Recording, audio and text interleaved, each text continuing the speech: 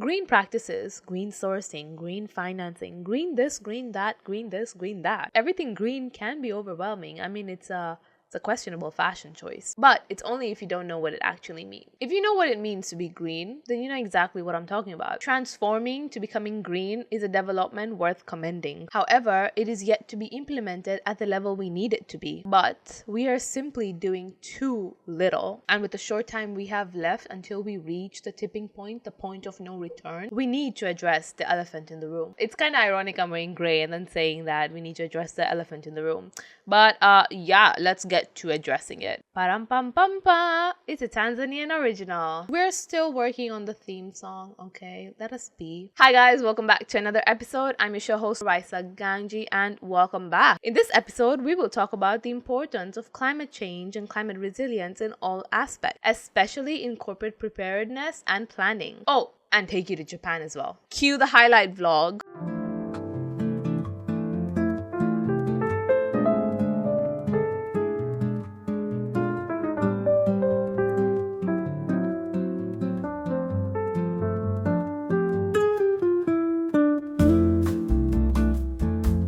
We were in Japan for approximately 1 week and we spent majority of our time training on sustainable and green practices in corporate settings, which are necessary for corporate institutions to implement as well as startups to consider when building their businesses. We even visited the Ministry of Foreign Affairs office, the Prime Minister's office in Tokyo before flying to Hiroshima for the remainder of the trip. Along with that, we also met the mayor of Hiroshima. Other than that, we also visited an international business corporation known as Satake Corporation.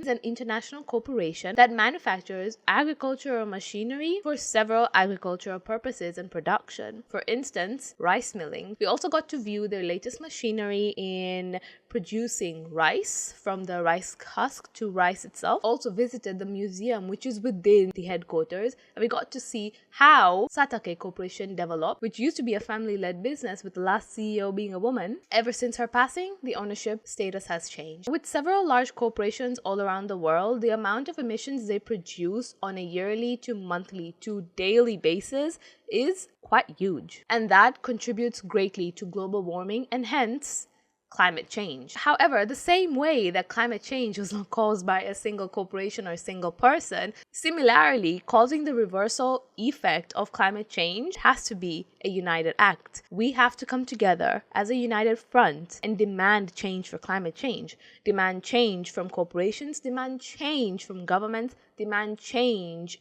in our own lifestyles. Because really, a puzzle is not complete without one piece, is it? We all have to come together. This actually brings us to question how businesses today, dare I say, attempting to reverse or attempting to combat against the consequences of climate change. Many businesses today are issued carbon credit. These are permits that are issued to the business that allows them to produce a certain amount of carbon emissions per year. The United Nations allows countries a certain number of carbon credits, of which countries are responsible for issuing, monitoring, and reporting their carbon credit status annually. Governments allow companies to emit a certain amount of carbon emissions per year. However, this is until they reach a certain limit. Once they reach a certain limit, they're supposed to buy permits that allow them to produce more. And these permits are known as carbon credits, otherwise carbon offsets. A few, or dare I say, many businesses go over their carbon credit limit and end up having to borrow or buy more carbon credits. Some companies tend to purchase way too many carbon credits or end up not using as many carbon credits as they had bought or had anticipated, and hence this gives them an opportunity to sell the carbon credits to other companies. A great example is Elon Musk's Tesla. As per Tesla's quarterly financial report and Jennifer Lee of carboncredits.com, the majority of Tesla's revenue actually came from selling carbon credit. But this is because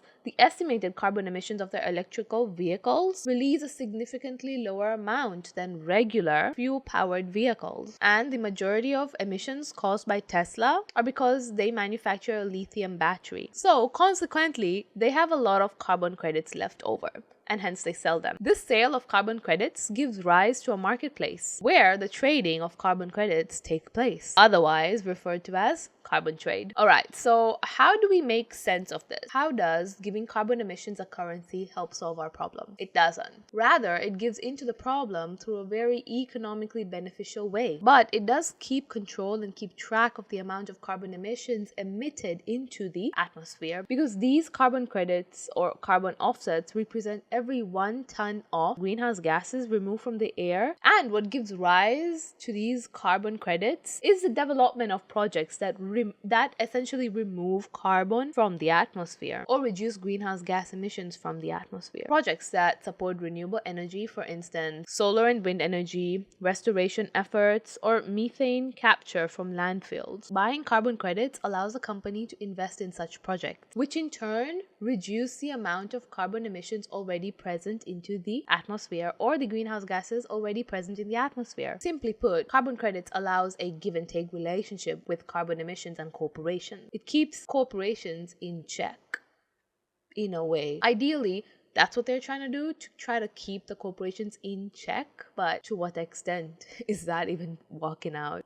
That's something we should actually be questioning. Companies buying carbon credits in turn invest in such projects, which turn to reduce the greenhouse gases emitted into the atmosphere, which consequently help mitigate the climate crisis. So for every carbon credit purchased, money is invested into climate positive and sustainable projects. And hence, corporate capitalism is giving a leeway to satisfy both corporate greed and the community. Hitting 2 birds with 1 stone? Try hitting 5 birds, because corporations destroy more than they restore. Actually, bringing up Elon Musk reminds me of how ironic electrical vehicles actually are. Having an electrical vehicle is very much dependent on where the energy source comes from. People don't put that in mind. Green marketing is actually a corporate scam. It's a scam. I think electrical cars just offer a stream where people can feel futuristic and look futuristic. In all honesty, it only makes you look like you're helping the world. Think about it this way. Driving electrical vehicles makes the vehicle eco-friendly. However, where does the electricity that charges the electrical vehicle come from? Is it ethically and sustainably sourced? Or is it just the burning of fossil fuels that produces electricity that you use to charge up your vehicles? So essentially, you're just an idealist with a mentality that modernity must mean better. It is important to note that when the electricity comes from a climate-friendly way, it would essentially serve the objective that electrical vehicles were created to achieve. So far, this is a luxury that is only available in your core developed countries, including China. In fact, Build Your Dreams, or BYD Company Limited, it's a Chinese tech business. It is one of the top 10 automakers. Until last year, 2023, they were competing with Tesla. One of the major competitive advantage that BYD has over Tesla is that they are much more cheaper to purchase than Tesla. And do not comment on the Western ideology that more expensive must mean high quality. Just look at Dior's lawsuit on upselling their customers and their unethical business practices. Workers' rights violation. What? Don't blame me.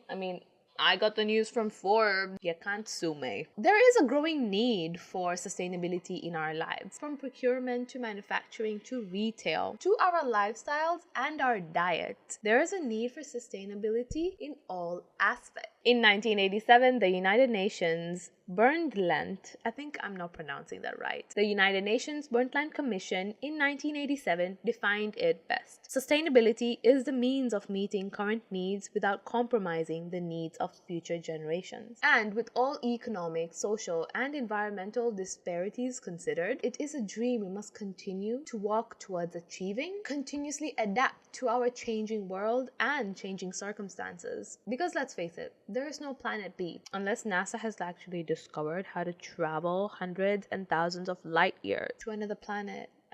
In that case, blow her up. I'm kidding. Hello? I'm kidding. Like, what in the world? I'm kidding. It is a rather easy thing to say that sustainability should be the core of all our basic functions in all our core operations of this world. Be it businesses, governments, hospitals, schools, non-governmental organizations, or even crypto mining. Sustainability should be the core of it. In fact, the root of it all. If we go ahead and think of it from an investor's perspective, why would you invest in a depreciating asset when you can invest in a compounding asset? Slow, but over time, profitable.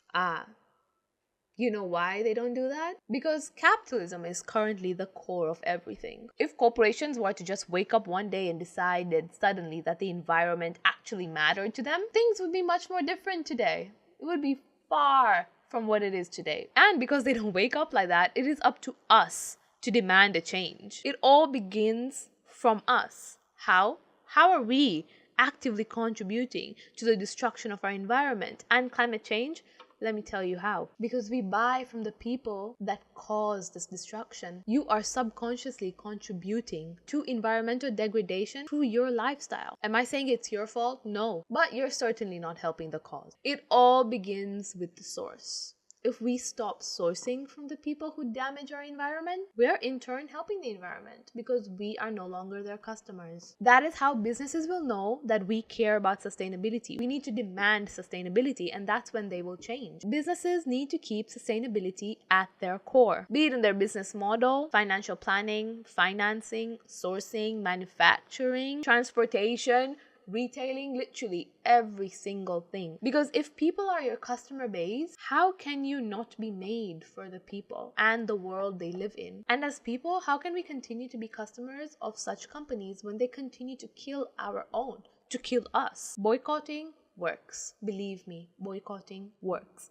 Evidently so, boycotting works. But not everybody is on the same page when it comes to climate change. Hell, many don't even know if climate change is actually real. If you look closely enough at the things that you are buying, they warn you or they inform you of the harm you're causing by your purchase and your use. They're just putting the blame on you. We're making it for you, so you're the one who's caused it, not us. Because you continue to buy it, putting the blame on you instead of being accountable for their own actions. When in reality, whether I climbed Qatar Airways, Emirates, or Ethiopian Airlines or not, that one trip is still going to be producing that much for the empty or full seat. You see, without standing up and speaking up about the harm done to our environment, automatically makes you part of the problem. All you need to do is use your voice. Speak up against them. I mean, what harm would changing your soap bring? It wouldn't harm you, but it would definitely harm the business. This is not about soaps. And so all I'm trying to say is that it all comes down to us. We need to speak up. This is our world. This is our environment. We're not going anywhere. There is only one planet Earth. There's no planet B. And that's all for today, folks. I'm your show host, Raisa Ganji, and you are watching What in the World. Make sure to like and comment, subscribe to the channel, and share this video and re-watch it again if you missed anything. And watch all of our videos. Bye. See you in the next episode.